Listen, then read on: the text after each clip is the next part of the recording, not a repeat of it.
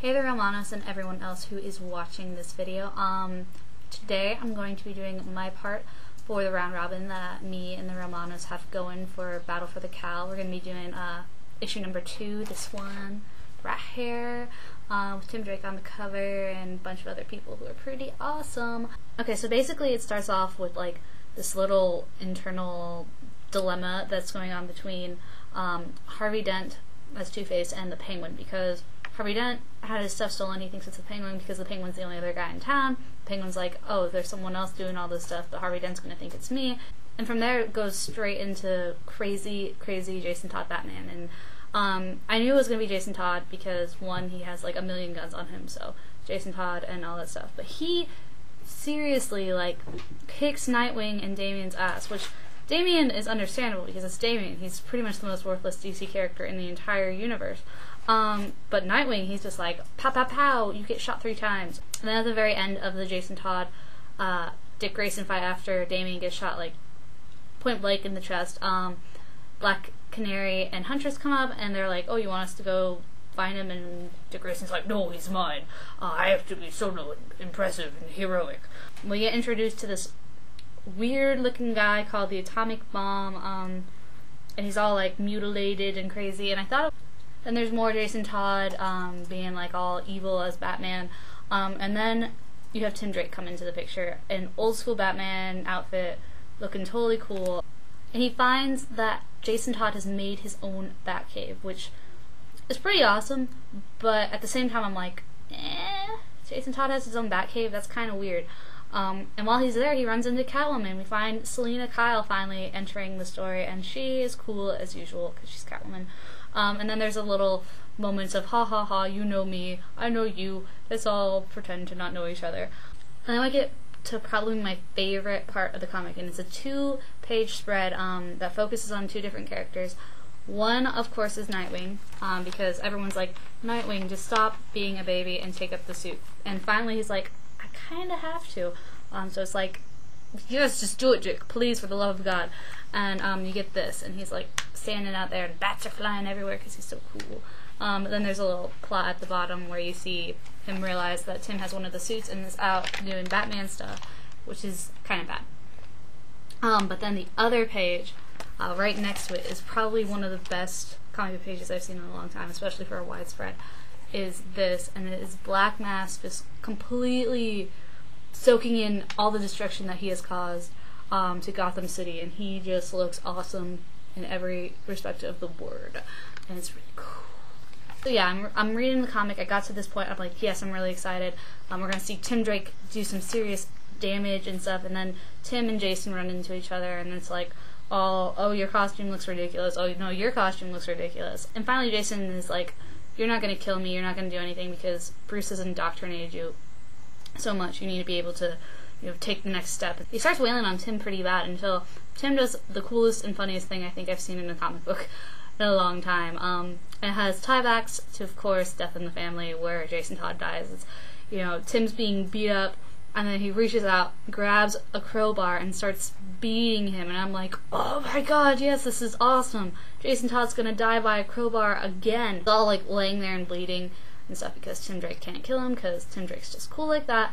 And Jason Todd starts laughing, and I'm like, oh no, this is bad. This is a bad situation. It is never good when your opponent starts to laugh when you only have 2 pages left of a comic. And Tim Drake's like, why are you laughing, fool? This isn't a funny situation. But then of course he looks down, and oh, he's got a batarang sticking out of his chest halfway there, which is not good.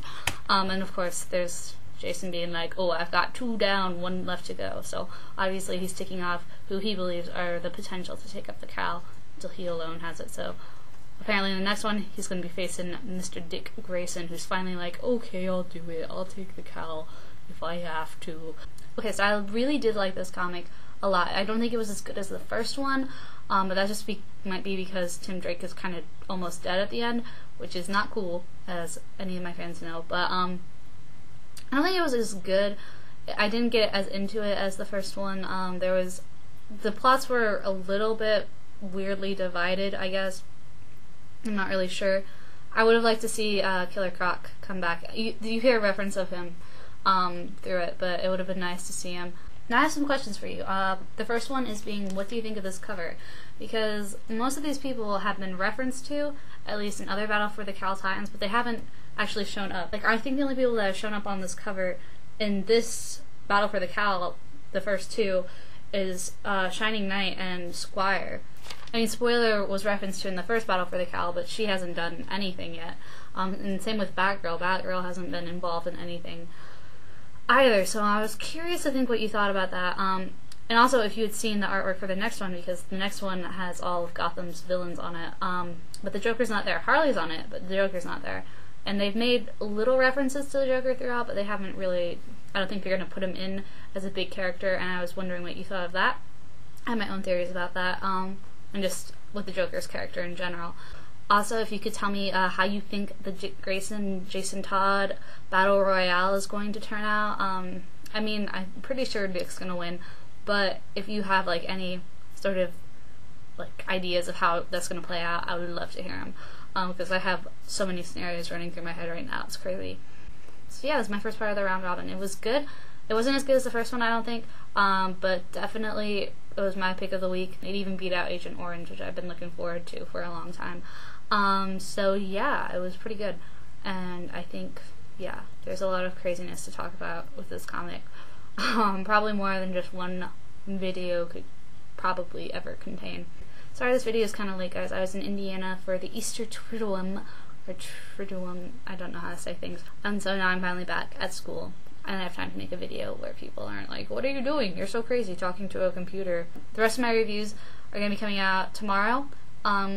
Just a little heads up, there's no Marvel titles in it, because I've had to cut down on my comic book spending, and there wasn't really any Marvel titles that were like, yes, buy me now. So it's just DC and a Dark Horse title. So hope you don't mind. Also, my Batman media reviews are going to be coming out soon, as well as some trade books that I've gotten into. Most of them are Batman, but I have a few extra other ones, including my Star Trek countdown trade that I just got in the mail today, so I'm really excited. So I'll be doing that too.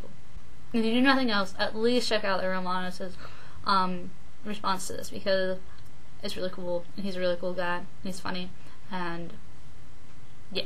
So if you're subscribed, I'll see you all tomorrow. If you're not, then you should subscribe so I can see you tomorrow, else I'm going to be sad. Until then, I turn the reins over to you, Therealmanos, and I'm excited to hear what you think. Superhero, team up, cowboy secret spot, true love, super villain, 2 in 1.